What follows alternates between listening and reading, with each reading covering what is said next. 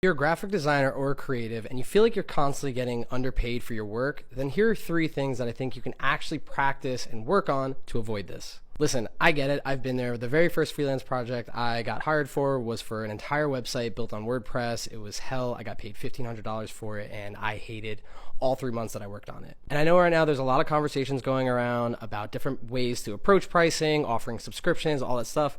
I kind of think it's a little trendy, but I'll save that for another video. Part of this does take time, it does take experience, so listen, it may not be an immediate solution, but this is something I truly believe in, and the last one I think is my favorite. The first thing that you can start doing to avoid getting underpaid for your creative work is getting comfortable with talking about numbers, getting comfortable with negotiating, and getting comfortable with compromising with yourself about the work. With all of my projects, all of my clients, at the end of our very first conversation, we talk numbers. I straight up ask clients, what do you want to pay for this? What do you think this is going to run? And I know a lot of creatives, a lot of designers are scared of this. And listen, get comfortable with it. It's going to help you out in the long run. The second thing, start practicing how to recognize and understand the size of businesses. What does that mean?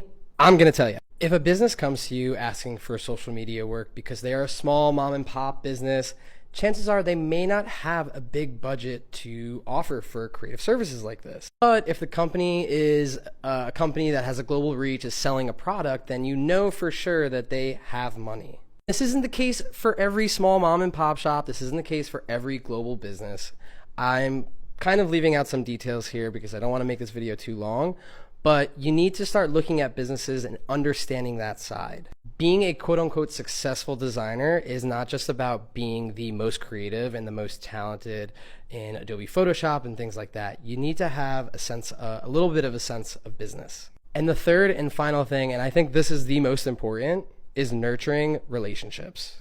I'm sorry, my hand keeps shaking. I don't know why. I have been lucky enough to not have to go out and sell to clients necessarily. And I'm very grateful for that. And that's because over the 10 years that I've been a graphic designer, I have been very focused on creating very warm, welcoming, and helpful relationships with people that I'm genuinely interested in. These people know that if they ever have a question about a logo or a website, they can come to me. And I feel very grateful for that. They know that I'm not going to charge them to just shoot the shit with them. They know that they can ask me anything. And chances are when they actually have a project that they know that they can't handle on their own, they know again that they can come to me and I can either point them in the right direction or that I'd be more than happy to work with them because again, I'm genuinely interested in what they do. And this has carried me for the last 2 years as I went fully independent and freelance as a graphic designer in a team of 1.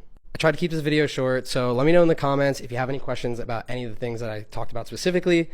And if you want more tips on design, your portfolio website, pricing, make sure you like this video and follow me. Have a good day.